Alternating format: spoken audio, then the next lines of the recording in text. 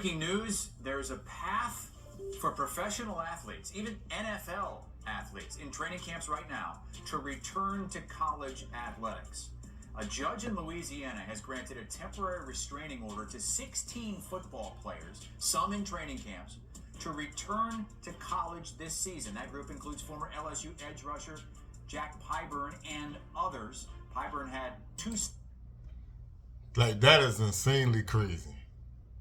Like, for you to already be on an NFL roster, already participating in NFL activities, for you to be granted by a judge an extra year of eligibility to be able to go back and play college football is just insanely crazy. Like, it's one thing if you're not playing football, if you didn't make a roster and you had an extra year eligibility.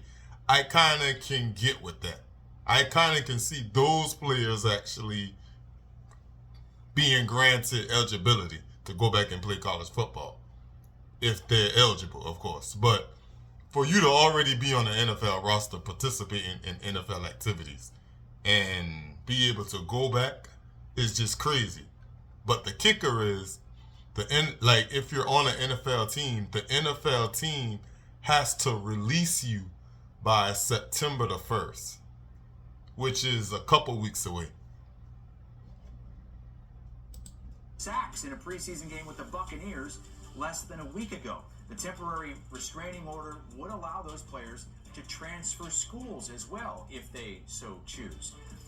Matt Zenitz has been covering it. So not only will they be eligible, they will be eligible to transfer schools if necessary.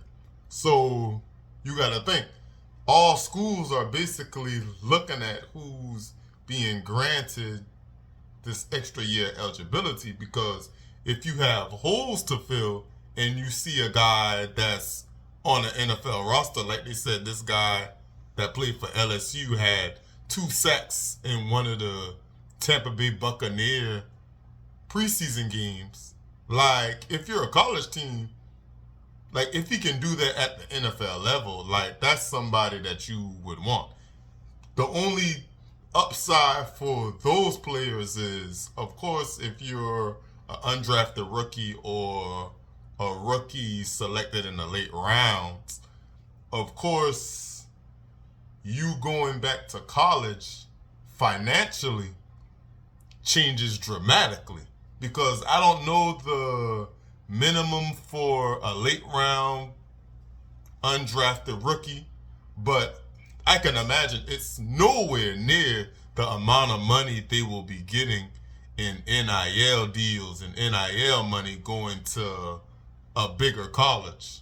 Well, going to any Power 4 school, to be honest, but especially if you go to a bigger school, let's say you go to a team like LSU or Ohio State or, one of those big powerhouses, Georgia, you're going to get at least $1 million. Again, if you've already shown that you can perform at the NFL level, like, that money or that contract your agent would negotiate with a school should be dramatically higher than if they tried to negotiate with an NFL team. So I definitely, for them, again, the financials are definitely dramatically higher going back to college. And had a feeling that this thing was going to come down the pike today. What more can you tell us about what exactly is going on here with specifically the 2022 recruiting class that's in the NFL now that could come back? Well, this all obviously goes back to the Colorado District Court ruling that has to do with the 2022 recruiting class that gives players from that class an additional year of eligibility and the capability to play this season. So something that's new development-wise, which we're seeing the latest of today, is that there are now players who have signed pro contracts who feel that may get released in the coming weeks heading into roster cutdown day, August 30th, and have begun to be more and more interested in the possibility of returning to college. So from what I've read, that they granted 16 players originally. Now the number is dramatically growing. I believe 30 more players have joined the lawsuit as well. And trust, in the coming days, coming weeks, that number is going to be in the hundreds, maybe the thousands. Because again, like, that's just the people that's playing in the NFL. If you're a person that isn't playing, but you're granted another year of eligibility, that helps you dramatically. Maybe you can put more film on tape to where now, after this 1 year, maybe I can put enough good film on video to where I can make an NFL team.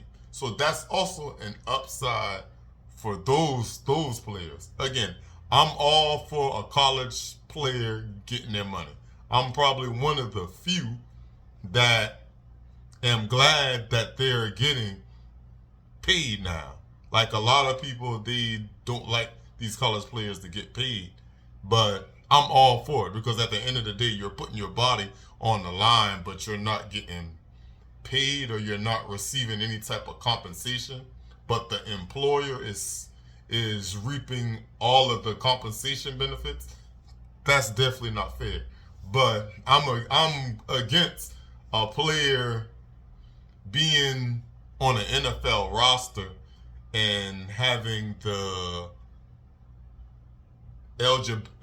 their eligibility re-granted for them to go back and play college. Again, for a player that's not playing in the NFL, I can see, because again, you're not in the NFL, you're not participating in NFL activities. So if the judge granted you that 1 year of eligibility, I think those players, okay, I'm cool with that. But those players that are NFL players, to me, I don't think that's fair. But for them, again, that compensation is going to jump through the roof, because again, now I can negotiate way higher of a contract with a college school than I would get with the NFL team.